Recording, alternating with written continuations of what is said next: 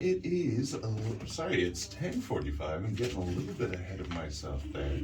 But I am very happy to be joined by two guests for an interview. I am joined by Dr. Melanie McGovern and Kay Egan, who are here to tell us about the Gala for Gaza. So if you haven't heard, the Gala for Gaza is an event that's coming up in the Ardelon Hotel. Tickets have sold out, so we're going to be hearing about the event and what people are going to be going for. First of all, though, thank you guys for coming to the studio. Thank you, and welcome to GOCOM. Thank you very much for having us. So, first of all, like I said there, tell us what this Gala is going to be and consist of. Thank you very much. So the Gala for Gaza is a fundraiser that's going to take place on the 4th of October in the Ardelon Hotel. It was, I suppose it was born out of a motivation of despair at what we are witnessing at the unfolding genocide in Gaza. And we were feeling so helpless, and with that energy, we decided we wanted to do something, that we needed to be proactive in our community. And we weren't seeing enough being done in our community, and certainly heads of state were letting us down. So that was our primary motive, to organise a fundraiser and to have collective action. So at the Gala for Gaza, we're going to have some speakers on the night. We're going to hear from two amazing charities that we are fundraising from, Gaza, Bragh and Children Not Numbers. We're going to hear voices from Gaza and the West Bank, and we're going to hear from our brilliant presidential candidate, Catherine Connolly. We're also going to have music on the night from Sharon Shannon, Pauline Scanlon, Leo Moran, to name a few, and some many performers. And it really is about us having collective action, good people coming together, wanting to do something, wanting to share our despair in relation to what's happening, and want to channel it in a good way. We also want to challenge people's behaviour and thought in relation to how we can move forward, what we can do from this. And we really wanted it to be as inclusive as possible and a community fundraiser. And what we're seeing now is there's lots of offshoot fundraisers happening in relation to this, whether it's the bucket shakes we've done in town with our trad sessions, whether it's yoga classes in town, whether it's even bun sales. People are wanting to kind of come on board on our gala and support our two charities that absolutely desperately need our support. And I suppose for us as mothers, I'm a psychotherapist, it feels like it's the very least that we can do in this very dark time in our history, is to act and to respond with clarity and to move forward in a peaceful but powerful way, to really encourage real change and to push for peace in relation to this horror that is continuing in Gaza at this moment in time. And when it comes to that horror, it is something that the news just keeps coming in, and it is so horrific. But even then, the news also includes how difficult it is to give the aid, and how it's being made difficult. So I was wondering if maybe you could sort of elaborate on how, because I can understand how difficult it must be, but I don't know, and I would like to. Yeah, so I might take this. So Gaza Bragh, I suppose that's one of the main reasons why we actually chose Gaza Bragh. So it's a grassroots Irish humanitarian organisation that's founded by Pierce O'Brien. So their focus is to provide direct support, such as water, food, shelter, to displaced families within Gaza Strip. So I suppose the reason why it's working even during the blockade, which happened when the so-called ceasefire, I suppose, finished in March 18th, is they are a grassroots charity, and they have a team of heroic Palestinians. They're working on the ground in Gaza, reaching those most in need. So I suppose are investing and trying to fundraise for these grassroots charities is they can deliver aid, and by supporting them, they have a direct and immediate impact. So just a few examples of the incredible life-saving work that Gaza Bragh are doing at the moment. So they are distributing trucks of fresh drinking water to the people of Gaza. So the water is actually sourced within Gaza from private water plants, one of the few that actually haven't been bombed since that operate by a standard set out by WHO. So the water itself is actually free, but the costs are related to paying for the use of the facility, the driver and the fuel costs, which are astronomical at the moment. So just to give you an example, in the midst of this blockade, under constant bombardment, Gaza are continuing to deliver water, and they have a newly required truck actually that has delivered 50,000 litres of fresh drinking water daily. So that's over 150,000 litres per week. So that's a huge step up in what they previously were distributing, which was 48,000 litres of water.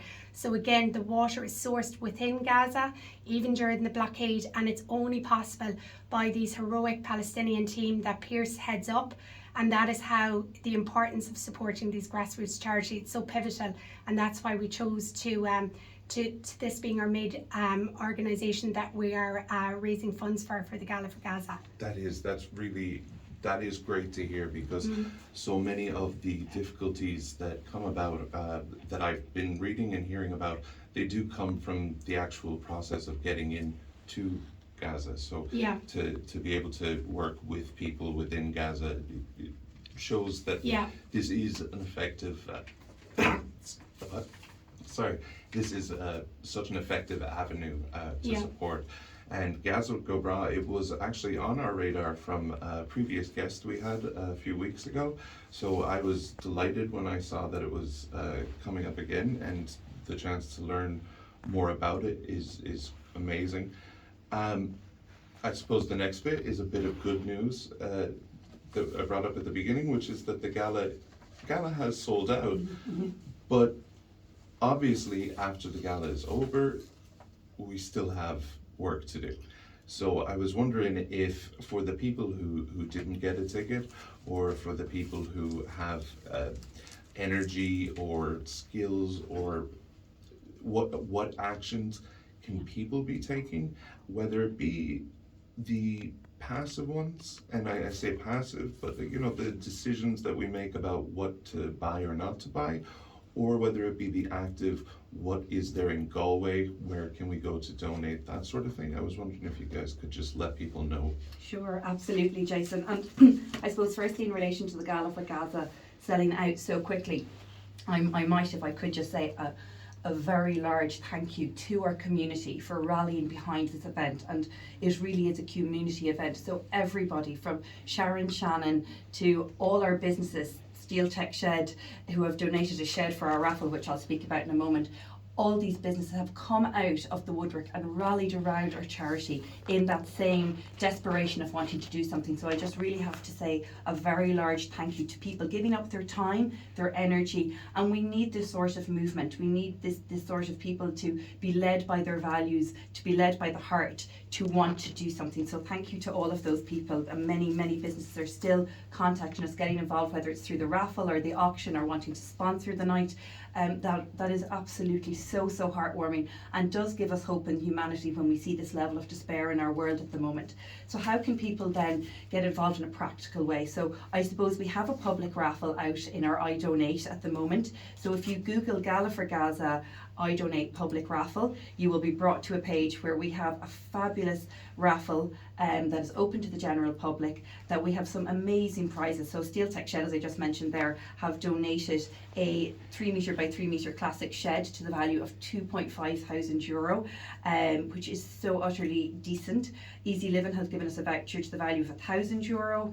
We've 2-night bed and breakfast and dinner from the Grace Hotel. We've 2 nights in the Albany House Hotel in the Hardcore Street, and the list goes on and on of local businesses, from Anthony Ryan's to Staunton's All Care Pharmacy in Salt Hill, Emily Jean. People have dug deep and have donated into this wonderful raffle. So please do, and I suppose it's something tangible that we can do, is to get behind these charities. So enter in, and a ticket is €10. Other ways that we can support then is what Kay might talk a little bit about, what we're going to do at the Gala, which is in relation to boycotting. And that this is a really important thing for us as people to get behind in a real, this is behavioural change. So we can support our charities, that's one thing we can do, but we need behavioural change in our society. We need people then to boycott products that are not supporting our cause. So Kay might talk about what we're going to do on the night, which is we have an ethical bar set up, thanks to Kay. So absolutely. So I suppose, like to Melanie's point, part of the night is there's going to be a lot of people that have generously bought tickets to our wonderful event, and they're going to be coming, I suppose, listening to all our wonderful speakers, but also, I suppose, the important piece of what can we do now? What can each individual do? What tangible change can we make? So at the gala, we're going to actually run an ethical stocked bar to reflect our values. So this means that we will not stock drinks from boycotted brands. Instead, we'll offer alternatives. For example, Palestine Cola instead of Coca-Cola. Several ethical options in place of Sprite and substitutes of Schweppes, which is also owned by Coca-Cola. So this initiative is part of a wider movement with several prominent bars across Ireland also joining in the boycotting drinks linked to Israel. It's a simple and achievable action that anyone who feels helpless can take part in. So we're actually working with a brilliant company called Aleppo, and they're a really reputable company, fast delivery. They've given us like a really good offer, and we're going to use that company to stock all our non-boycotted drinks. So we're really hoping that everyone will get behind this. And I'd like to thank the Bank Bar in Dublin, who also actually gave us lots of advice on this initiative as we went back and forth, and also a call out to the Ardilan Hotel for the great support in this initiative. So I'm really hoping that there's a lot of businesses that are going to be there in the night, and I hope that they watch and see this is possible. There are alternatives there, because just to give you an example, Coca-Cola operates bottling blanks in the illegal settlements in the West Bank, and also invests heavily in Israeli businesses tied to the occupation. So really just to get behind the BDS movement, which is a Palestinian global-led campaign promoting various forms of non-violent pressure on Israel, but just get behind things that everyone can do, like download the No Thanks app, and get behind, find alternatives to stuff that's linked to Israel. It's really important that each individual can do, and we're really, really happy that we're getting the opportunity to run this ethical bar in the night. That does. It sounds amazing, and like you mentioned there, something that I appreciated actually quite recently. We had to get a printer in the studio, and when the printer was being sourced, the place that we went to informed us why they didn't have HP, and I don't think that we were aware at the time that it was on the boycott. So when I found out that a business owner had made that decision, I felt so great, because I knew how one of those things, boycotting Coke is very easy if you think of it as one drink, and when you find out how many of the things that are behind it. It is a huge company. There's so much affiliation with Coca-Cola, and just so I suppose through the gala we're really going to try and use the Inform initiative. There's going to be a lot of people there that mightn't know, but I think when people know what can they do, that it's very easy, like you said, to swap out to an alternative, and that goes for so many items in your life. And some people often say, like, how do you boycott effectively? And I would say try and pick maybe 5 or 6 items and that are heavily affiliated with Israel, and just make it your daily life, put into your daily life that you can boycott this. So and we hope to inspire during the gala that excuse me, that this is possible, and it's very achievable. And honestly, if there are businesses out there that are making that decision at that level, so that if there is a business that that by going there, it will be safe to purchase. If they're listening, let me know. If you hear about them, let me know, because that's the kind of thing where, we all have to do our part, but when it gets done at that level, as a consumer, I appreciate that so much. That's the kind of business I want to be going to. Absolutely. Not just for the safety, but also for the idea of supporting that. Well, that's it, isn't it? Because not only are we boycotting products, we're also then supporting businesses who have been rallying around our cause. And I think that is so important.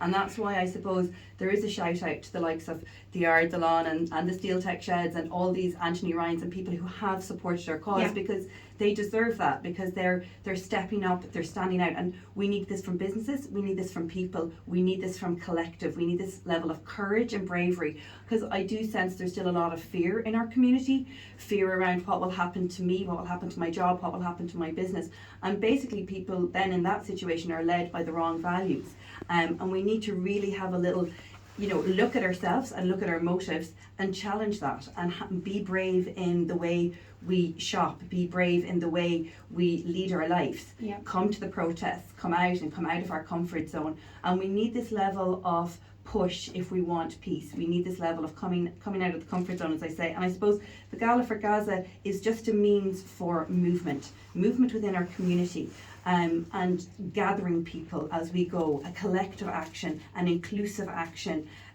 good people coming together wanting to do something good. And we need this more than ever, because what we are witnessing in Gaza is so utterly dark. It's so utterly it's a total catastrophe, and it's deeply despairing. It's deeply worrying of the trajectory of humankind. Where are we going in this day and age? To think we're in the 21st century and this is a means of achieving something, it's most horrifying.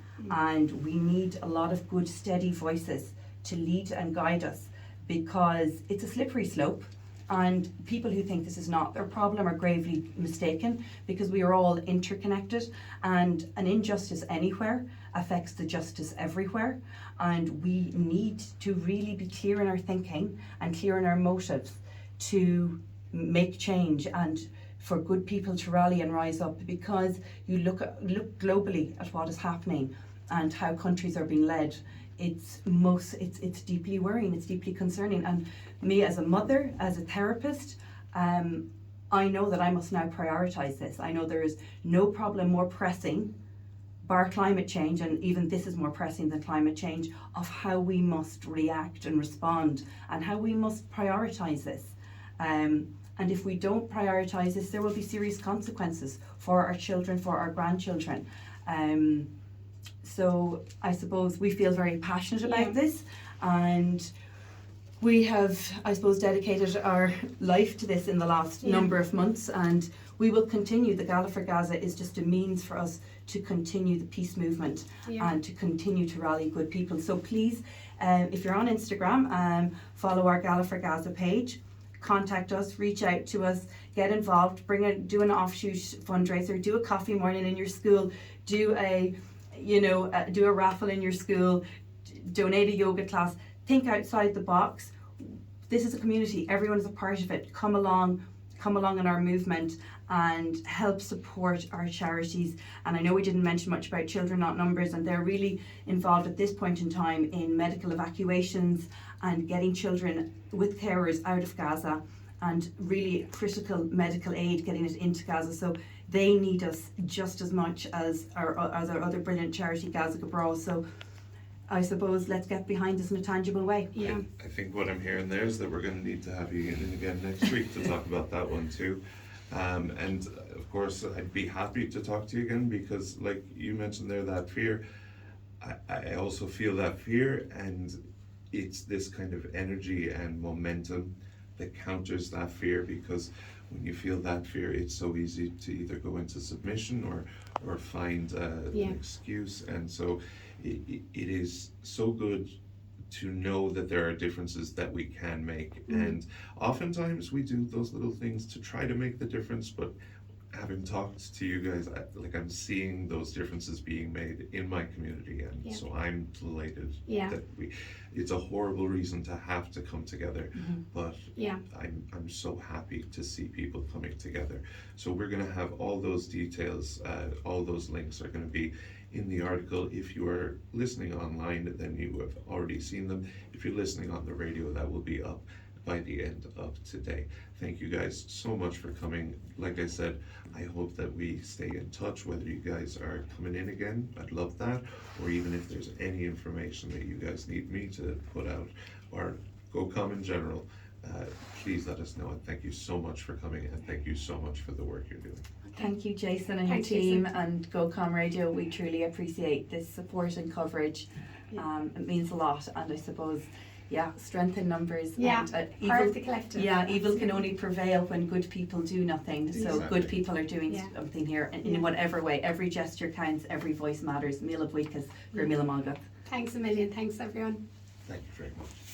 It is 11:05 a.m. on today, the 15th of September. You're listening to The Breakfast Show on GOCOM Radio.